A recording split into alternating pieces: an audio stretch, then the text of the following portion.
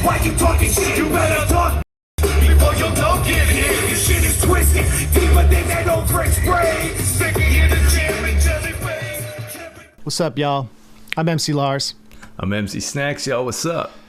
Episode 24 of Hatchet Chat. Thank y'all for joining us on this journey. Now, this is the first version where we've done 2 episodes on one album, and it's important because Twiztid's debut was re-released by Psychopathic. Oh, Bam. Shoot. That's what's up. And during this, so dope. During this episode, I'm going to make the case that the Mostasteless Island version is the definitive great one. But so many juggalos talk about how the OG one is better, but I wonder if that's like a hipster thing. I mean, like, oh, the old one was better. Oh, the old Star Wars movies are better. Well, that's a bad example because they are. But like, you know what I'm saying? Like, that's like something people always say. And something we'll get into is that, you know, the only 3 songs on Spotify are on the Big Money Hustlers soundtrack: Rock the Dead, Spin the Bottle, Bury Me Alive. Blink and Hound Dogs aren't on Spotify because the OG Mostasteless is on Spotify. So they're kind of hard to track down. I had to literally pull out an old hard drive and put it on my phone and listen in iTunes. First world problems, but like they kind of buried those 2 songs, and you know what I'm saying. Yeah, I did not realize that, but yeah, you're right. Like I do think like the majority like of juggalos that I know do say I think they like the OG better. The OG definitely has a more like raw vibe.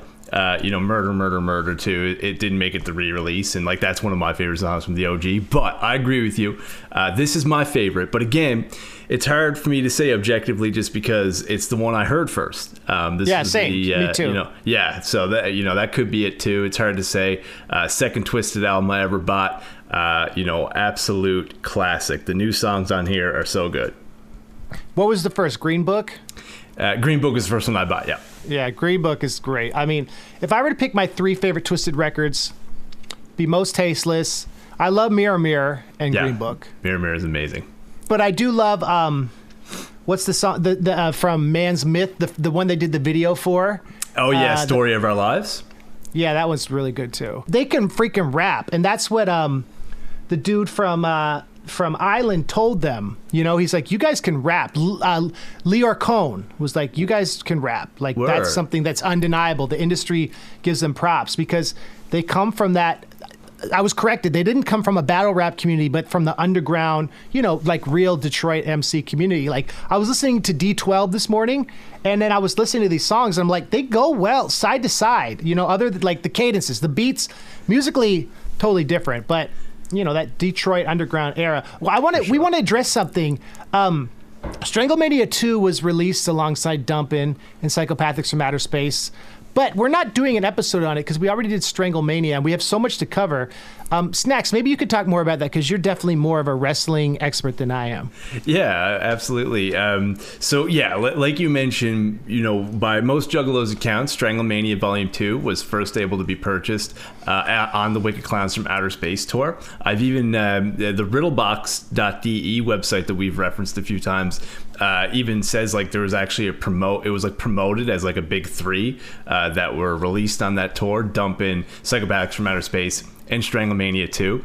Stranglemania 2 is also a Juggalo classic. It's similar to Stranglemania, where ICP is commenting over basically bootleg wrestling footage, and Jamie Madrox is along for the ride. I guess it would be like, once you cover the first Stranglemania, unless you're like a hardcore wrestling fan, you probably don't need to do the second Stranglemania. So that was a conversation we had, and So, but if anybody juggalos wonder, like, hey, are they doing that? No. And as far as the like JCW Volume 1, 2, and 3, there's a chance we're probably not doing those either because there's just so many releases to do. The fact of the matter is, if we were still doing this weekly, we would. We have to be somewhat selective. Yeah.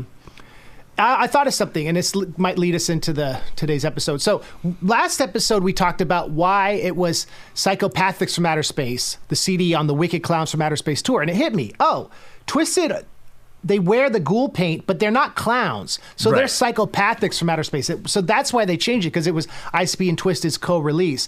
And this is an example of how ICP back in the day did everything they could to put their boys on, to put Jamie and Paul on.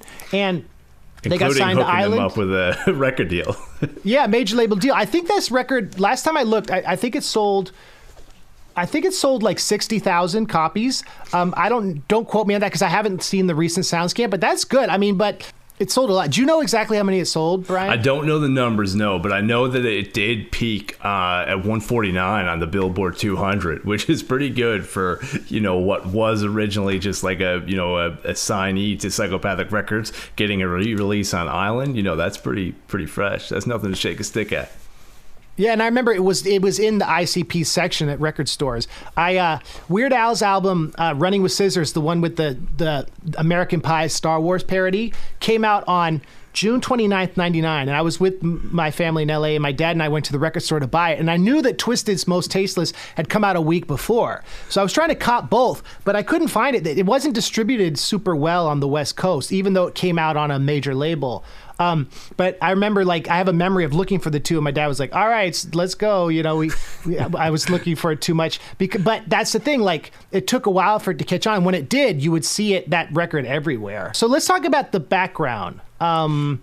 And why there's a different track list. I'll throw it to you, Snax. Yeah, for sure. So the discography section of Behind the Paint states that the songs that are missing from this album were dropped due to sample clearing issues. That just is pretty much is a short statement in there that says that. So I don't know. I guess that's like a blanket statement that applies to all of them, perhaps. Because we are missing Murder, Murder, Somebody Dissing You, Meat Cleaver, She Ain't Afraid, and both the Smoke Break interludes, as well as the hidden track at the end of the OG release that reveals a phone number.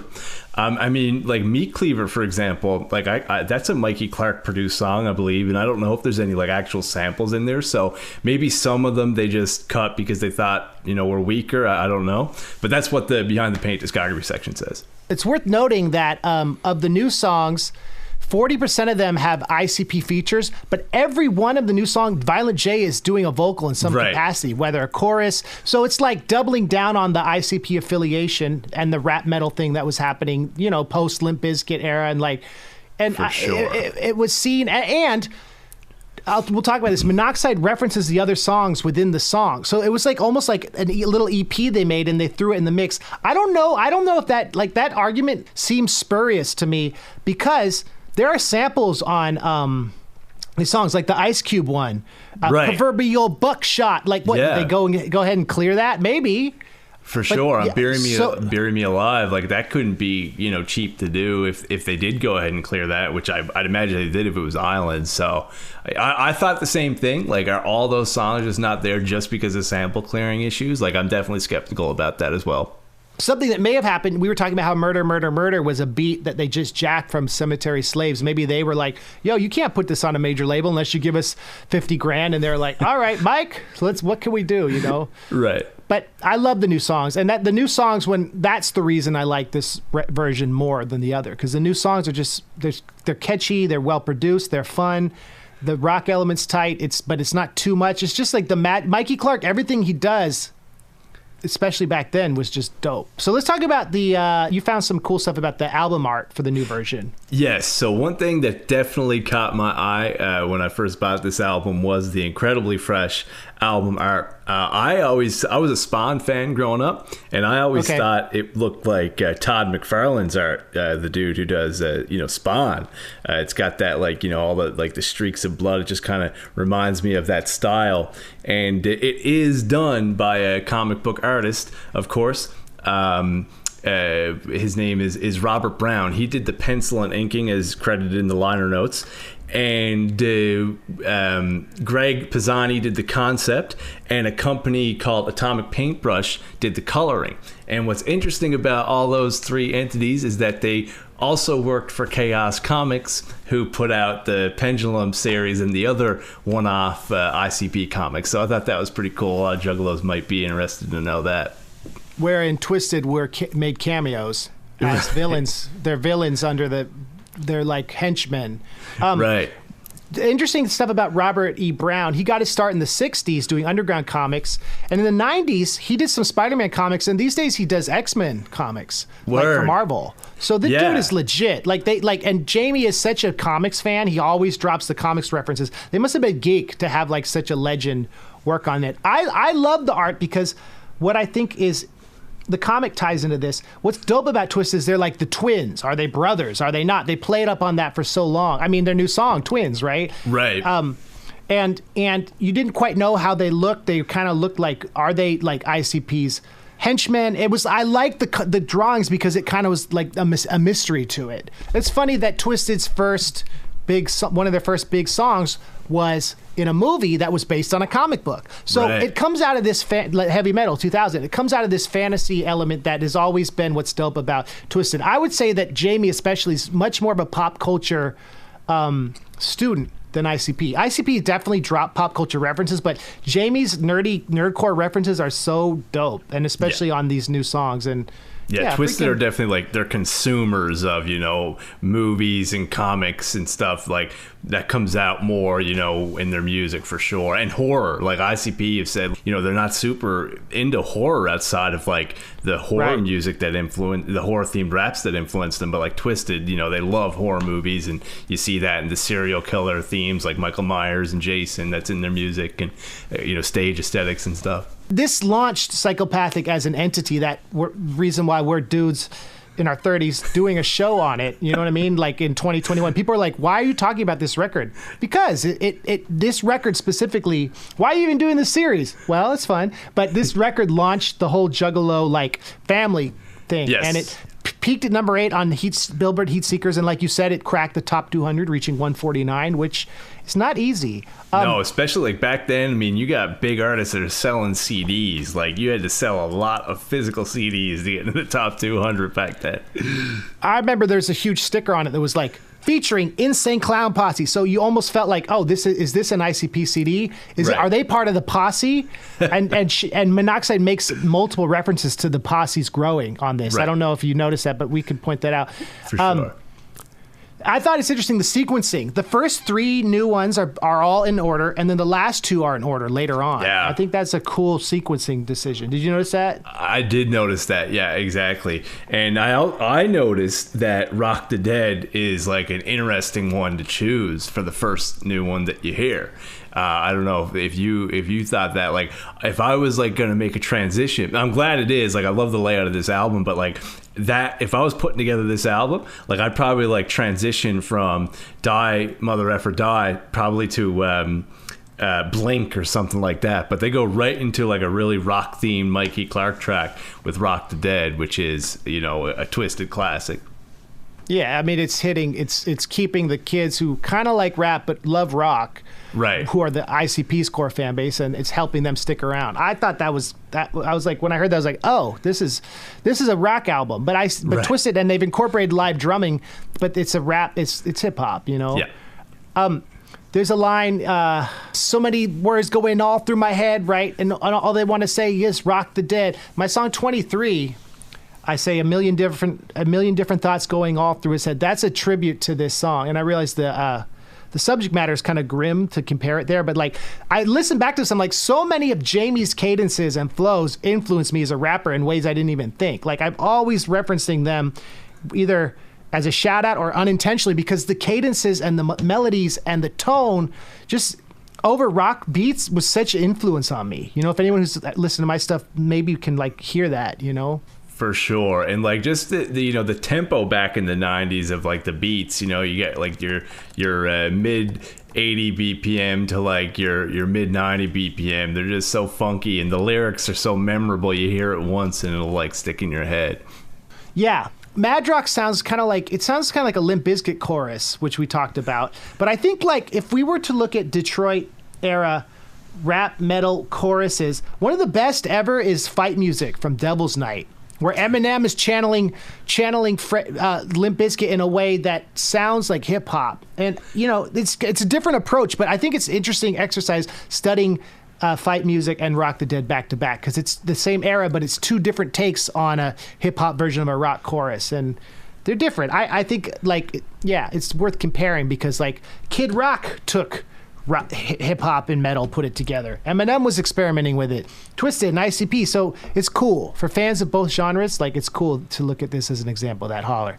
For sure. And it's also noteworthy because it's probably the first time that Twiztid did it, and Twiztid continued to do it and still do it, like more than ICP. Like they come out with full rock songs that aren't even rap rock now, you know? So totally. When you think about it, Rock the Dead is probably the first example you're hearing Twiztid over like guitars and stuff, eh? And they were so stoked when it was on. It made a Spotify rock playlist. I remember they were posting about that right. playlist and Warped Tour and all that. We'll get to that. A line that I always thought, like sometimes rappers write something they don't realize that it doesn't make sense. This line was always like, what? Like he could have spent more time on this. See tomorrow's dreams on tonight's news. He's trying to act like he's in touch with the dead, so he has these premonitions of what's happening tomorrow. It should be, see tonight's dreams on tomorrow's news. Like he's dreaming of horrific stuff that's going to happen. Like, okay, so you dreamed about the news you saw, so what? I always thought that was almost dope, but you think about it like, no, Jamie, do you agree that's like a miswritten lyric? I never thought about that until now. See tomorrow's dreams on tonight's news. Okay, so you're dreaming about what you saw. It would be tighter if it were a premonition of like horrible stuff he knew was going to happen, right? Right. See tonight's dreams on tomorrow's news. I know what you mean, yeah. You know what I mean? That would be so. Anyway, I always was like, oh, I thought I'd shut that out. Love you, Jamie. Okay, so Mikey Clark, Spin the Bottle. I think the woman on this it's got to be the Boogie Woogie Woo vocalist. Sounds like it. What is her name? Someone please tell us in the comments. We should have her as a guest. That would be fresh. Yeah, like I feel like they got that woman a couple times. I definitely know what you mean. It sounds like the same person. Got no idea who it is. This song is wild. It's funny. We were like talking a little bit about the Dirtball on Psychopathic from Outer Space, and if that captain voice is Madrox. And if I was to make it, like I was saying, I believe it's Madrox. Like some of the nasally voices he does in this song, "Spin the Bottle," like to me channel like the voice that he may be doing on the Dirtball, because his verses are definitely like my favorite on this song. That one verse he does like the weird nasal voice, the British voice. He is the multiple man. It sounds like it could be. First time I heard it, I was like, are these different people? Jamie is the ADHD kids rapper. Like if you don't want to just listen to one style, Jamie Madrox and like the choruses, it's just I want to mention there's the Lynn Collins Think About It interpolation, the drum part where it does the old school breakdown. Where he goes, da da da, no, I ain't tripping, da da da. I don't know verbatim, but like that's Lynn Collins, which is also on It Takes Two. It's funny that $85 an hour use the same beat, so they flip it. So that's tight. Blink, we got Jay on the chorus. Of all the new songs, this is the best, I think. I love I'm an insomniac with the nosebleed. You can ask Nosferatu B. He knows me. That's such a great compound rhyme. And you look up Nosferatu, that's like a horror movie reference, an OG horror movie reference. That's such a great lyric. Yeah, like it's basically, it's like a Dracula. Like Nosferatu is like a Dracula kind of character, or maybe there's some sort of connection to like a vampire, main head honcho vampire.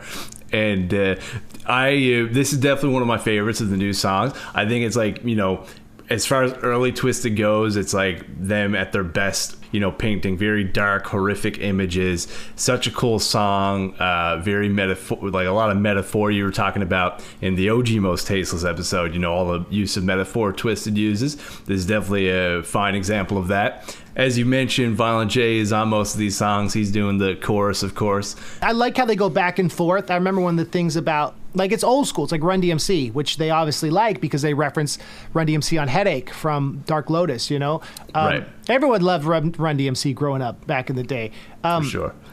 Monoxide references both Rock the Dead and Bury Me Alive on this. Yeah. Which is like, they're obviously, these songs were all written together. One thing I did want to mention, like I actually quoted a lyric here for two reasons, actually. It's Jamie Madrox's part, and he says, "When I close my eyes, the devil then appears and tells me he's been hiding in the closet for years. My eyes stay closed, and he rambles on, and he hands me the lyrics to a Dark Lotus song." Do a Dark Lotus song. That's another example. Psychopathic is great. Pretty much all the artists are great at doing this, like building hype and referencing, different supergroups, different projects, different albums in their verses, and making it fit so well that it doesn't sound like promotion, but it is promoting the album.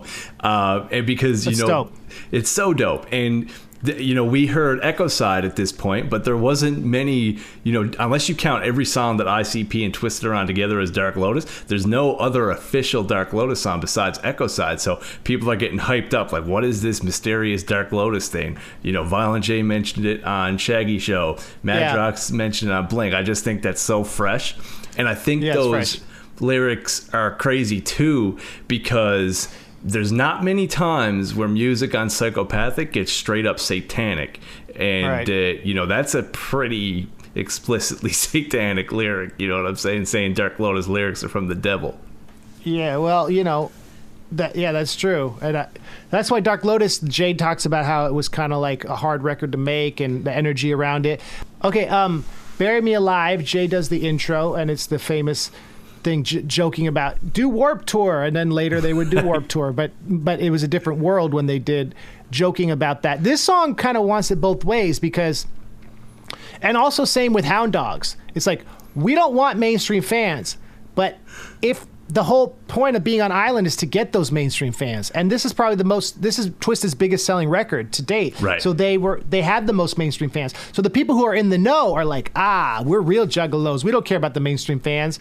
Both Bury Me Alive and Hound Dogs tap into that. The thing is like, you're right. Like, especially in the early days, it was super about like loyalty to the underground. But then every now and then they poke their heads out, and Behind the Paint, Violent J actually talks about how the Woodstock, concert, for example, that caused a big argument between ICP and Twiztid. Twiztid not thinking it was a good idea and ICP thinking it was fine. And the argument that Violent J made is that they weren't changing their, art to get on a concert like that. So I guess by his standard, you know what I mean? It's okay to do mainstream stuff as long as you're not, sacrificing your integrity. And I think I agree with that. If Woodstock wants ICP as ICP, they might be able to find more juggalos. So I think it's the same thing for any mainstream opportunity from an underground artist. Sure. That's something. Years ago, maybe I've told this story. I was almost about to do a tour opening for Avril Lavigne when I started, because we had the same manager, and Word. I asked Adam Gorin from Adam and His Package, who's a huge influence of mine, who's a total DIY punk guy, like legendary guy. I was like, would this be considered a sellout move?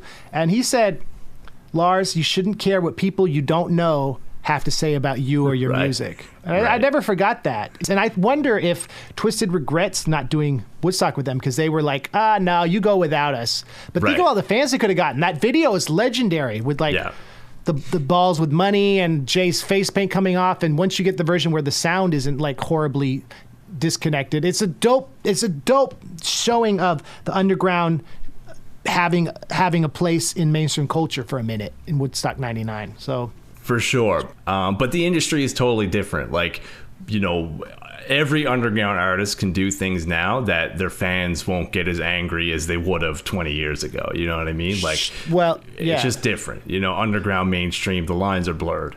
And I think that's cool. Yeah, I think it's a changing the new media economics. You used to make a living potentially off of selling CDs. Sell 60,000 on Island, you're going to recoup part of your advance and then get an advance for the next record. Now that model is totally changed. The advance you get will only pay for your YouTube videos, probably, and you make your money off merch. So let's say a global pandemic hits. Oh boy, good luck. You know what I'm saying? I hope you have a Patreon. You know what I'm saying? Like, shout out to my Patreon supporters. I only have 2 Patreon subscriptions. It's MC Lars and ICP. Wow, thanks, Snax. I appreciate that. Well, when you launch yours, I'll sign up, obviously. Thanks, buddy. Hound Dogs, I thought it's kind of cool how the chorus on this is the George Clinton interpolation, and that's the same as on Dog Beats. Yeah. This is the first time we hear Blaze on a major label debut. I thought it's telling. Jay is doing like these energetic hype vocals all through Blaze's verse, and it's like, if Twiztid's down with Blaze and Twiztid's down with ICP is so like rolling with Blaze, and they're like, let's go, let's put your boy on. They really went like all out for their boys. And oh, dude, 120%, man. They were just putting so much effort into getting them over, as in wrestling terms, getting them over. And and Blaze Blaze kills it on this song. One thing I've always noticed, dude. Do you notice that beep in his verse? There's a beep? Yeah, slap like B words in their face for weeks, freak. And around that time, there's like a pretty significant beep. And like I can't remember where I read on the forum, it's like some sort of like, apparently it was like an old like Apple software error message, and I think it must have made it into his vocal recording. I gotta go back and listen to that. Yeah, hilarious. you gotta listen to it. And any juggalos who know what that beep is, it's so funny because it's like it's the only time you hear that exact beep. That's crazy. You know, it's funny how this verse is about like not wanting to be attention from women and male fans who are hound dogging you, which is, you know, that's a phrase they use a lot in Behind the Paint. But Blaze doesn't really have a fan base at this point. You know what I'm saying? So it's like, it's funny. It's a funny, like, they're making his legend big by being like, he's tired of all the fans coming to him, and therefore he should have fans. You know what I mean? Right. Perception is 9/10 of the law, as they say. That's interesting. I never thought about that, but that's true. Like it's an interesting song to put him on. And yeah, we kind of we forgot to mention at the beginning of this that what a hound dog is. It's still used like in juggalo lingo to this day, sometimes known as a juffalo, and yeah, basically is like a, you know, quote unquote fan that might not be a legit fan, that's either trying to get close to the band for like personal gain, or, you know, is just trying too hard to interact with the band. You know, that's clout a hound chasing. dog. Clout chasing. Right? Yeah, that's right. Yeah, now it's known as clout chasing. But I'm looking at the verse. Blaze does introduce his voice saying, "Y'all don't even know who the F I am." Yet Blank's like, "Who's his friend?" And then but it sets up his origin story. You know, Word. He talks about you see, I see you hating on my Raiders cap when back in the day you was all about that. Shit was. And so I've been dead for 11 years. Yeah, no one's shedding tears. Yeah. So he does. So yeah, it is interesting. It's like a way to put him on. And Jay talks about like he talks about this in the book. A real juggalo will just be like, "What's up? I got stuff to do. I'm not trying to like you're just like me." That's the whole thing that's punk rock about juggalo culture, is that the distinction between stage and audience is blurred. Therefore, if you're a real juggalo, you'll just be like, "What's up?" You won't be like, "Oh my God, da da da," like on the. You know what I'm saying? Okay, you know the song "My Band" from D12? Yep. Where in between it's like the people, like it's the interaction with the fans. This song is kind of like that in a way, even though it came out like 4 years before. For sure. And it's funny actually that you bring that up, because I think it goes into a point we made earlier with the industry changing, because you mentioned that it has that lyric, you know, real juggalo don't want no picture, they just walk up and say, "What up, ninja?" Like, but you know, ICP now do meet and greets where you pay money to meet them. And I've heard some juggalos, you know, critique that, like, "Oh, you know, that's, you know, contradictory to what the old ICP used to do." But again, I don't think there's anything wrong with it. I think it's the, you know, the landscape is changing, you know.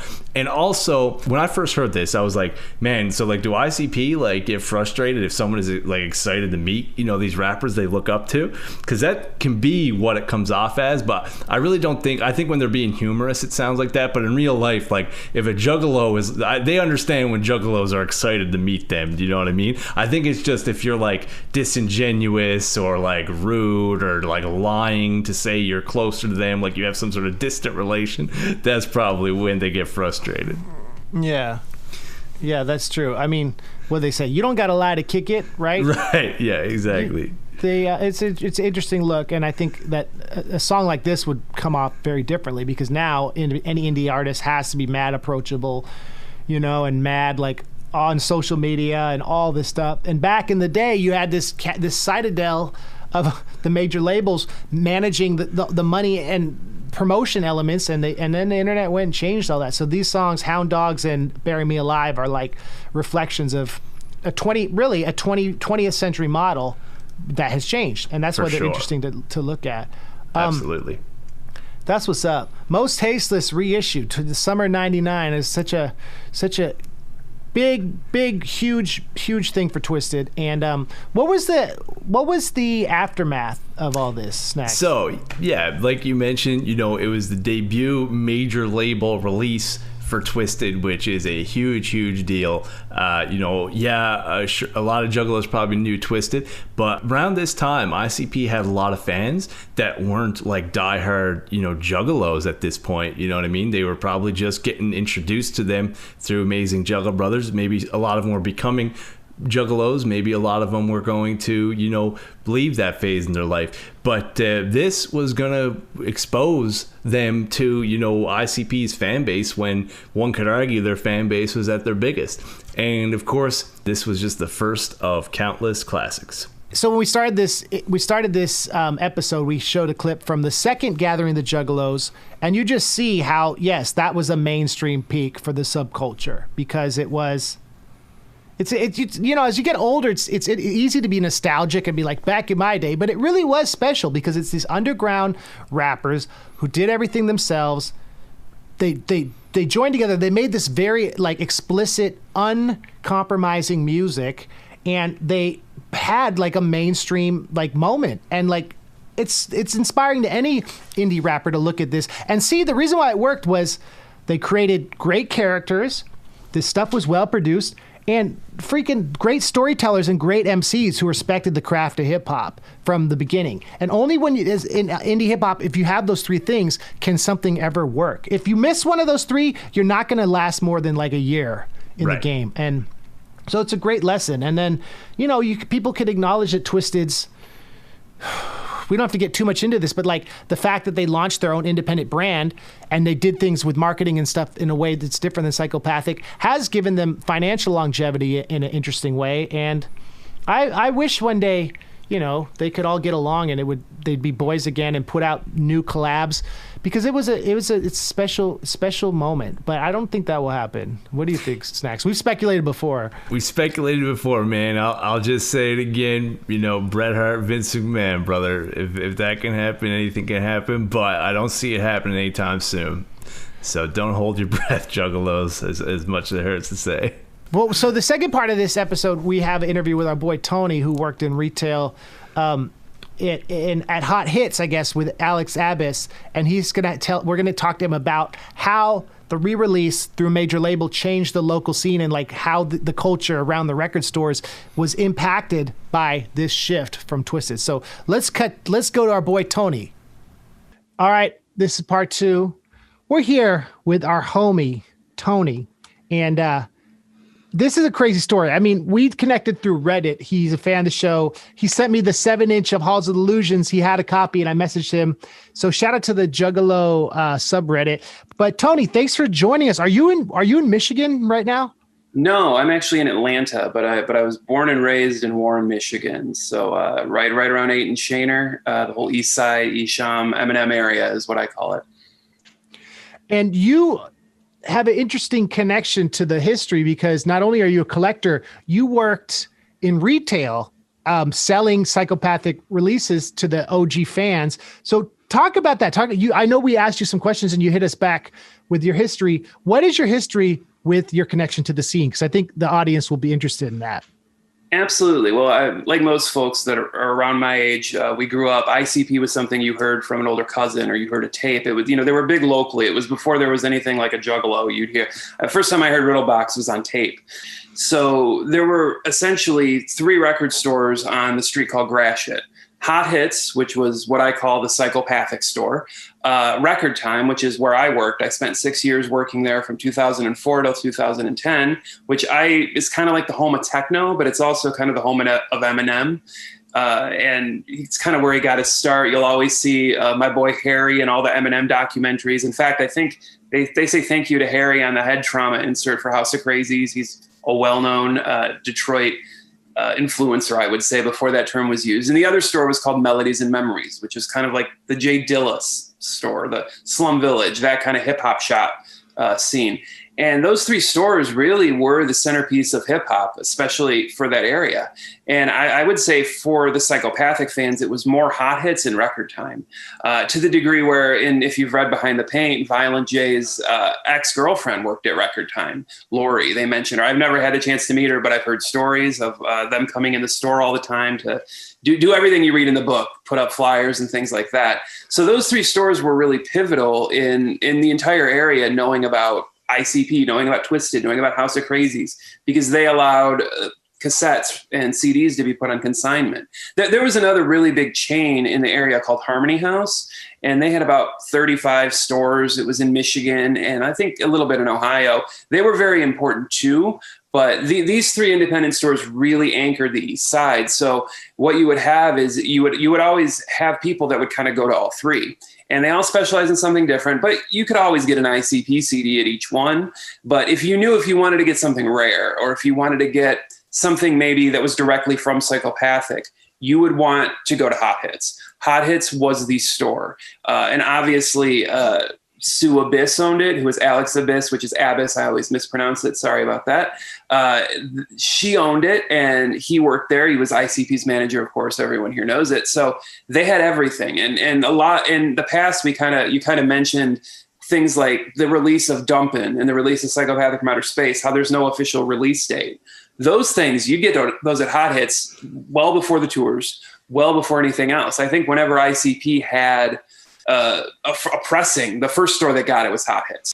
That's what's up. Tell us about Sue. Let's talk about her. Let's talk about Sue. Sue was the nicest lady. Everyone knew her. She treated everyone like she was one of their kids.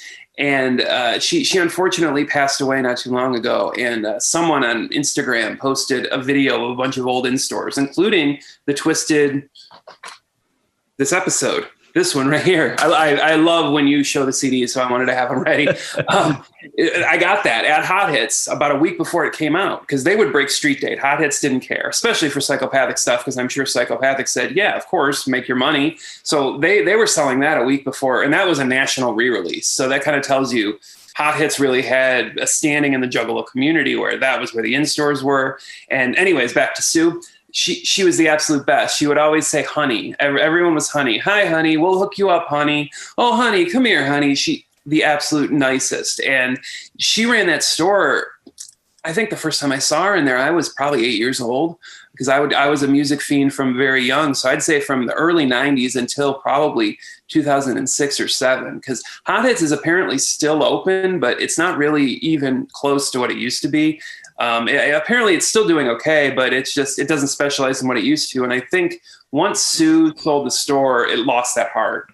It still was kind of a Juggalo hangout for a little while after, but Sue really kept it there. And she's just an awesome person, so influential to push ICP. If you went in there and you didn't know who ICP Twiztid or whatever the hot rapper was, she was going to give you a sampler. She was going to give you a flyer and say, you need to check this out. She was going to look out for the local artists, something that, you know, I don't know any other stores, including the one I worked out, that went to the degree to promote a certain genre. And it was all that horrorcore, horror rap, whatever you want to call it, the half-breeds, the crazy clans, all that stuff, what I like to call kind of the East Side horror rap of Detroit, which it was a scene, that was the store. And all that stuff really originates there. And I'm not sure if a lot of cats outside of the area even know that, because it's been 15 years since it was, really relevant. But it's such an important store and such important people that work there.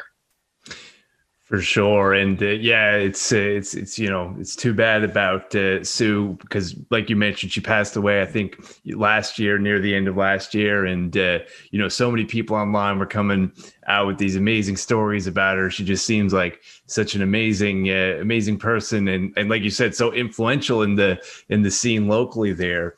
So it's great to hear like a firsthand account of her from a Record Time employee who worked at a store close to Hot Hits. So what did people think when that came out on Island? Were people in the store buying it, or were people like, oh, the old one's better? Because it seems like Juggalos love to talk about how much better the original version is.